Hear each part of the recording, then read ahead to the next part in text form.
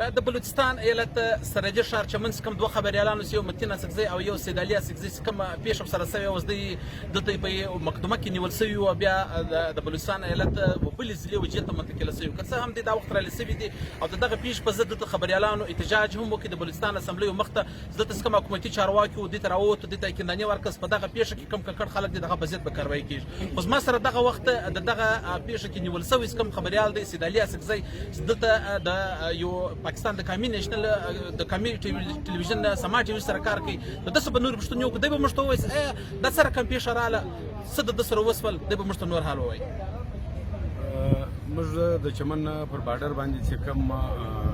کرنټینا مرکز یا کیمپ هلته جوړ شوی دی پر دغه باندې د یو وخت څخه د څو ورځې خبریالانو کار کوي هلته داسې موږ ته اطلاعات میلاوېدل یا معلومات موږ ته راکول کېدل چې هلته په کرنټینا کې کوم خلک دي یا کوم کرنټین شوي خلک دي هغو ته ډېر مشکلات دي ډېرې ستونزې دي اوبه نشته هلته ډېره ګرمي ده په خیمو کې خلک پراته دي نو خو بدبختانه هلته موږ ته د خبریالانو ته د رسایي اجازت نه ورکړي کوم ضلعې انتظامیه د ولسوالي چارواکو هغو موږ ته اجازت نه راکوي نو بیا د هغه څه په کرنټین کې تقریبا یو 12 ورځې مخکې یا 14 ورځې مخکې تقریبا اندازاً څه کسان هلته کرنټین ولو تقریبا 2.5 کسان چې د افغانستان نه راغلي وو پاکستانیان هغو پر ګیټ باندې حمله وکړه بلوا یې وکړه هلته ګیټ یې مات کړي بیا هغه وتښتېدل د کیمپ څخه ووتو نو د هغه بعض کوم چینلانو یا د خبري رسنیو ولې د هغه کوریج یې وکړي هغه ښکاره کړو چې کوم حقایق موږ بیان کړو په دغه وجه باندې زموږ ته چې کوم د ولسوالي چارواکي هغه ناراضه ولو او بیا دلته پر واټساپ پر سوشل میډیا باندې هم بعضې ملګرو داسې د امن و امان چې کوم حالات یا کوم چې د روزګار مسایل بیا په چمن کې هغه ستونزې پورته کولې چې پر دغه باندې د ولسوالي چارواکي زموږ ته ناراضه ولو تقریبا مطلب یو خبریال ته د حق خبره کوونګ دلته اجازت نشته په دغه سیمه کې نو بیا پر دغه باندې پر تاسو خلاف پیار درسو بیا وهل تر ټولو ډېر زیات شوي دي زموږ خلاف یو مقدمه نشته یو اف آی آر نشته یوه دوسیسه نه ده جوړه شوې صرف یو 3 ایم پی او د یو امیرانه قانون راوړی دی یو جابرانه قانون یې نافظه کړی اردیننس دی قانون نه دی اردیننس دی یعنی یو کوم یې صادر کړی دی چې هغه دا دی چې هغه کسان په 3 ایم پی او کې ژغورل کېږي هغه خطرناک جلو ته ځي چې هغه اجرم مجرمان یې د تورلستان یې هغه په ډېرو غټو جرمو کې ملوث دی نو هغه په هغه ځایو کې ایښودل کېږي موږ یې د چمن څخه روان کړو د مچ جیل تقریبا 400-500 کیلومتره د چمن څخه لرې دی موږ په هغه شپه باندې په موټر کې ویوړو بیا موږ ډېر سخت ووالو او موږ ته دړکې راکړې بیا موږ په مچ په هغه کوټې کې کښېښوو چې په هغه کې د پښتنو چې کوم رابران دي چې د انګریزانو قانونونه بیا نه منله په هغه کوټیانو کې موږ کښېښوله قید تنایي چې ورته وایي په هغه کې موږ بیا موږ ډېر سخت ووالو ځینې ټارچر یې کړو موږ ته اوبه نه راکولې او موږ ته دړکې راکولې نو په دغه حواله باندې بیا چې د خبریالانو کوم احتجاج وکړي دا دوی مجبوره سو زموږ خلاف خو اوس هم فورت شیډول ورته وایي هغه کې زموږ نمونه اچولي زموږ اوس هم سامان د دوی په قبضه کې دی فورت شیډول دا دی چې هر وخت به هغه د نیشنل اکشن پلان کوم د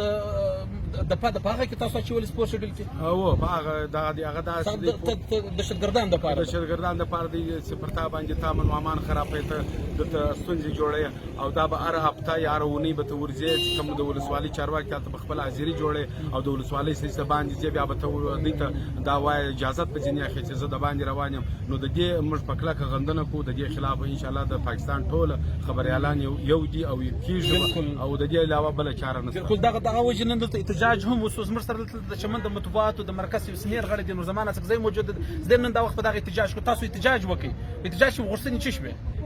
احتجاج مقصد زموږ دا و پاکستان کې د پاکستان فدرال ګورنمنت دا وایي چې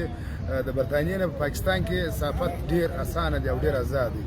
او چې کوم پیښه موږ ولیده دا پیښه په افغانستان کې هم دا رقم نه کېږي چیرې برطانیا خو ډېر سیویلایزډ ملک دی نو موږ دا غوښتنه ونن موږ احتجاج وکړو په کوټه کې د اسمبلی ایالتي اسمبلی سره موږ واکاوټ وکړو ټول صافیان د بلوچستان ټول صافیان موږ په دې کې موږ غوښتنه دا وله چې آیا دا دوه خبریالان که تا ګرفتاره کول پر دې باندې الزام و زموږ متعلقه فورم ستا پریس کلب ستا یونین ستا یو جی ستا باید ته دغه سره مشوره کړې دغه سره پوښتنه کړې پر دې باندې زموږ دا الزامات موږ دې پورته کوو یا ګرفتاره کول د مخه باید چې تا اف آی آر کاټ کړی وای فرست کلاس مجسټریټ وای هلته ورغلی وای دې نیولي وای دې ته اف آی آر یا دې ته اوس حکومتي چارواکو تاسو ته کومه تسلي درکړې ده آیا دې به څه کوي دا خو ډېره درنه پیښه ده بلوچستان ایالت کې به تر اوسه دغه رقم پیښه نه وي مخته راغلې فورت شیډول کې اچوان هغه کسان دي چې پر هغه باندې د دهشتګردي یا د پاکستان مخالف یا د غداري او څه داسې الزامات یا نشاندهیان یې وسي نو موږ خو محب وطن پاکستانیان یو ټوله دنیا ته معلوم موږ د خپلې خاورې سره محبت کوو تور شیډول پای اچول ډېره د افسوس خبره ده یوه دا خبره دویم موږ اول ورته دا غوښتنه کړې ده چې باید دغه ګرفتاري تحقیقات وشي والا سطحي کمیشن دې جوړ شي عدلیه دې وکړي په خپله دې انتظامیه وکړي مقننه دې وکړي پولیس دې وکړي په صوبایي ایالت کې چې کوم څوک مشران دي د هغه د نظارت لاندې دي یو غټه کمیټې جوړه شي پکې صافیان دي پکې دي د پولیس چارواکو تاسو تسلیم درکړه و موږ ته وزیر داخله راووتی هغه زموږ سره خبرې وکړې زموږ د علاقې ایم پي اصغر خان اڅکزی راووتی هغه موږ ته تسلي راکړه دغه نصرالله زیري دا مجلس په اسمبلۍ کې وکړي موږ بیرته اسمبلۍ ته ولاړو موږ ته تسلي راکړې ده چې موږ یو کمیټې جوړو دغه به د دې واقعې تحقیقات کوي کوم عوامل دغه به معلوموي او دغه کم خبریال سعید اڅکزی چې دلته د چارواکو لخوا سدی نیول شوی او بیا مجلس ته لیږل شوی و دویم د چمن د مطبوعاتو د مرکز سینیرز کم غړي دي دلته د وخت چمن ډیر په لوی تعداد کې زیات شمیر خبریالان هم د ترغلۍ د دیوال لپاره په دغه احتجاج کې د ګډون وکړي یعنی دغه په دغه ایالت کې دغه اولی پیښ نه دي خبریالان سره کېږي د مخکې هم دا رقم پیښ راغلي دي په ډوز وشتل شوي دي او په جیلونو کې اچول شوي دي او دغه باندې دلته کم د بلوچستان پر سطح باندې یا پر قومي سطح باندې یا پر عالمي سطح باندې دغه صحافیان سره کم دا رقم خبریالان سره رقم چلن کېږي پر دې احتجاجونه نور هم شوي دي نعمت الله سرحدي وی ډیوا